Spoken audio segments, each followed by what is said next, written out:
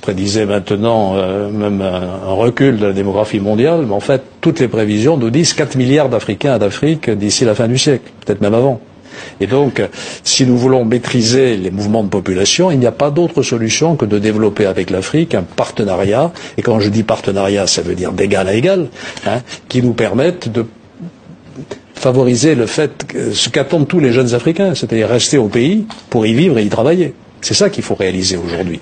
Si nous ne le faisons pas, les Chinois essayent de le faire, les Turcs, les Marocains, qui pénètrent et qui sont de plus en plus influents en Afrique. Donc moi je plaide pour une diplomatie française beaucoup plus active que la nôtre en Afrique, vis-à-vis de nos pays francophones, des anglophones aussi. Sachant que la France-Afrique, maintenant, est un peu supplantée par la Chine-Afrique, la Turque-Afrique, la Maroc-Afrique, etc., etc. Le Maroc, c'est l'Afrique encore. Oui, mais c'est fait exprès, parce que le Maroc, c'est l'Afrique, mais le Maroc, qui s'investit en francophone, en Afrique francophone, est en train de faire quelque chose d'absolument extraordinaire. Ce sont des concurrents par rapport à la France qui sont très forts.